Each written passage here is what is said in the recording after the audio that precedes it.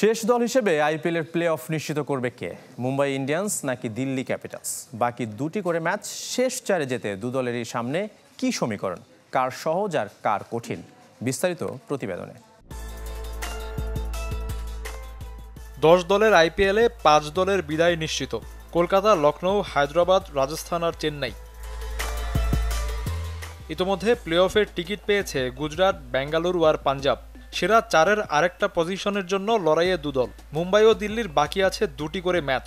যদিও 12 ম্যাচে 14 পয়েন্ট নিয়ে টেবিলের 4-এ হার্দিক পান্ডিয়ার মুম্বাই।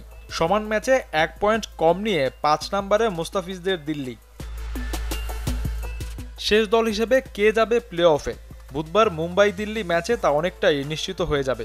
আম্বানিদের মুম্বাই জিতলেই পেয়ে যাবে শেষ চারের টিকিট, কারণ দিল্লিকে হারাতে পারলে তাদের পয়েন্ট দাঁড়াবে 16। অর্থাৎ লিগ পর্বের শেষ ম্যাচে দিল্লি জিতলেও তাদের পয়েন্ট 15-এর বেশি হবে না। আর মুস্তাফিজরা মুম্বাইকে হারাতে পারলে শেষ চারে ওঠার সম্ভাবনা বেঁচে থাকবে। তবে জিততে হবে নিজেদের শেষ ম্যাচ। টানা 2 ম্যাচে জয় পেলে দিল্লির পয়েন্ট হবে 17। তখন মুম্বাই নিজেদের শেষ ম্যাচ জিতলেও প্লে অফের রেস থেকে ছিটকে যাবে। তবে এ দু দলের ভাগ্য নির্ধারণ করে দিতে পারে বৃষ্টিও। দিল্লির সাথে ম্যাচটা পরিত্যক্ত হলে অবশ্য লাভ হবে মুম্বাইয়ের। রান রেটের দিক থেকেও সুবিধাজনক অবস্থানে আম্বানির দল। বলা যেতে পারে আইপিএলের প্লে অফ সমীকরণ দিল্লি ক্যাপিটালসের জন্য অনেকটা কঠিন। প্লে অফ নিশ্চিত করা গুজরাট, বেঙ্গালুরু আর পাঞ্জাবেরও বাকি দুটি করে ম্যাচ। কোয়ালিফায়ার খেলতে 3 দলের জন্যই ম্যাচগুলো গুরুত্বপূর্ণ। 12 ম্যাচে 18 পয়েন্ট নিয়ে শীর্ষে গুজরাট টাইটান্স। সমান ম্যাচে 17 পয়েন্টে যথাক্রমে 2 ও 3-এ বেঙ্গালুরু আর পাঞ্জাব।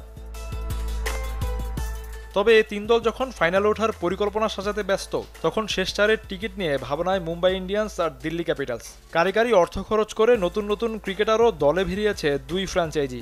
6 কোটি রুপিতে যেমন দিল্লিতে খেলছেন মুস্তাফিজুর রহমান। শাফিউদ্দিন শাওন, চ্যানেল 24।